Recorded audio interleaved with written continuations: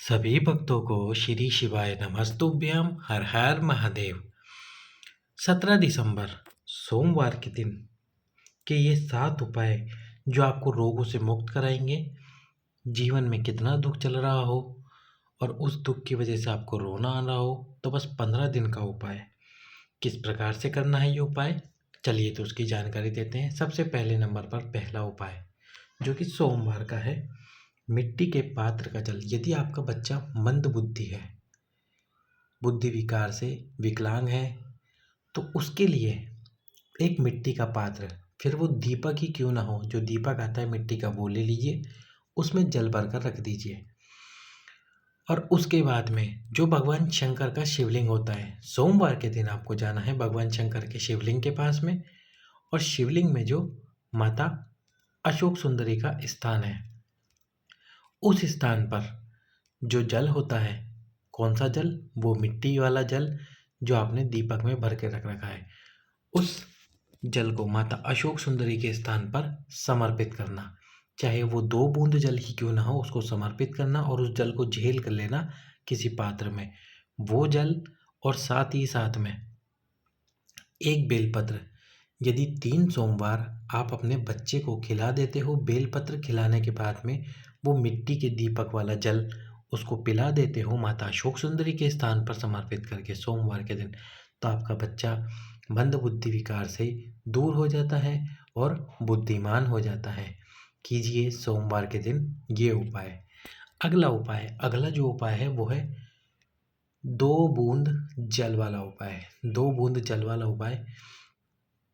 उपाय के बारे में पहले आपको बताते हैं। उपाय क्या है, ये उपाय आप प्रतिदिन कर सकते हैं, सोमवार कर सकते हैं। शरीर में कहीं पर भी रोग हो, अगर मान लीजिए शरीर के अंदर रोग है, जैसे कि मान लीजिए आपके शरीर में कोई रोग है जो बाहर से नहीं दिखता, फिर वो किडनी लीवर की समस्या है, पीरियड की समस्या है, पीसीओडी की समस्या है, या और कोई समस्या है, या फिर शरीर के बाहर कोई चर्म रोग है, या शरीर के बाहर वाला रोग है जो स्किन रोग है, जो भी हो आपको, तो करना क्या है, जब आप शिव मंदिर जाएं, शिव मंदिर जाके जो भी आप पूजा करते हैं सोमवार की, वो पूजा कर लें।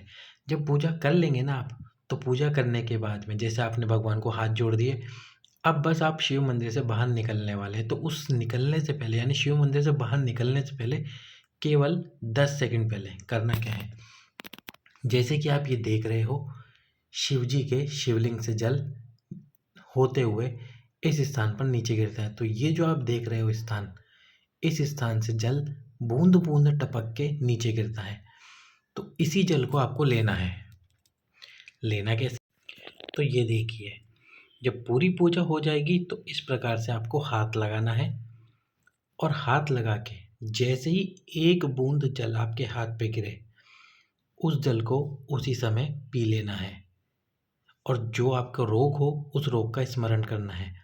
फिर से दूसरा हाथ लगाना है, फिर से 1 बूंद गिरेगी जल की, बाबा से प्रार्थना करना, बोले बाबा 1 बूंद जल अवश्य ही गिराओ मेरे शरीर के लिए, क्योंकि मेरे शरीर में जो समस्या है वो अब आप ही दूर कर सकते हो।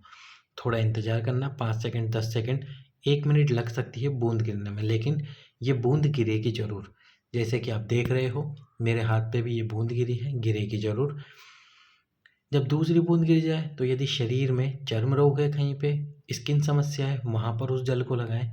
नहीं है तो इस जल को भी आपको पी लेना है, आचमन कर लेना है। ये 2 बूंद जल का उपाय प्रतिदिन करो या सोमवार के सोमवार करो, इच्छा आपकी है। जैसे आप करना चाहते हो, प्रतिदिन करोगे जल्दी फ़ायदा मिल जाएगा, सोमवार करोगे 5 सोमवार करना ही होगा। शरीर की कैसी भी समस्या, कैसा भी रोग क्यों ना होगा, वह पूर्णतः समाप्त हो जाएगा। अब अगला जो उपाय है वो है प्रशासनिक व्याधियों से निपटने के लिए और रोग की मुक्ति के लिए। क्या करना होगा, जो बेलपत्र होता है, अब बेलपत्र के जो दोनों पत्तियों के बीच वाला स्थान है, वो कौन सा स्थान है, अभी आपको दिखा देते हैं। जैसे कि ये बेलपत्र है, अब इस बेलपत्र की दोनों पत्तियों के बीच वाला स्थान, ये जो स्थान है, इस स्थान पर आपको थोड़ा सा चंदन लगाना है। साथ में ये जो बीच वाली पत्ती है, इस पर 7 अक्षत के दाने रखने हैं जो कि टूटे हुए ना हो। 7 अक्षत रखना, और 7 अक्षत रखने के बाद में ये जो हिस्सा है बेलपत्र का, इस वाले हिस्से को आपको पकड़ना है दोनों उंगलियों से। यहाँ से पकड़ना है बेलपत्र को, चंदन लगाने के बाद में यहाँ से पकड़ना, और शिव मंदिर में जाकर सबसे पहले जो नंदी जी का सीधा वाला कान में, उसमें अपनी बीमारी, अपनी प्रशासनिक समस्या को बोलना, और उसके बाद में इस बेलपत्र को अक्षत के साथ में ही माता अशोक सुंदरी के स्थान पर, जो शिवलिंग में माता अशोक सुंदरी के स्थान है, वहाँ पर समर्पित कर देना। डंडी वाला भाग जलाधारी की तरफ, यानी कि जहाँ से जल बहता है उस तरफ होगा, और बीच वाली पत्ती और साथ में 7 अक्षत माता अशोक सुंदरी की जगह पे होंगे। 3 सोमवार ये उपाय करो, जो प्रशासनिक समस्या या रोग है वो धीरे धीरे आपका समाप्त होना शुरू हो जाएगा। अगला उपाय, यदि माताएं बहनें गर्भवती हैं और डॉक्टर ने बोला है कि आपका ये बच्चा ठीक नहीं है और वो पैदा भी होगा तो मानसिक विकलांग होगा, मंद बुद्धि से होगा, तो उसके लिए भी डॉक्टर ने जो बोला जो बोल दिया। आप एक उपाय कीजिए, जो बेलपत्र है, बेलपत्र की 5 सोमवार करना है ये उपाय। बेलपत्र की बीच वाली पत्ती पर जो महादेव की 5 बेटियां हैं, उन 5 बेटियों का नाम लिखना है चंदन से। नाम आप पढ़ सकते हैं: जया, विशरा, श्यामली बाली, दो तली और देव। इन 5 का नाम लिखना है किससे? चंदन से। नाम लिखने के बाद में ये बेलपत्र माता अशोक सुंदरी के स्थान पर समर्पित कर देना है गर्भवती महिला को। 8 महीने का गर्भ हो, 7 महीने का गर्भ हो या 9 महीने का गर्भ क्यों ना हो, उसके बाद आपका बच्चा विकलांग पैदा नहीं हो सकता। सोमवार का ही अगला उपाय, सोमवार के दिन 5 बेलपत्र और एक मिट्टी के पात्र का कलश, यानी कि मिट्टी का जो कलश आता है उस कलश से 5 बेलपत्र कहाँ समर्पित करने हैं?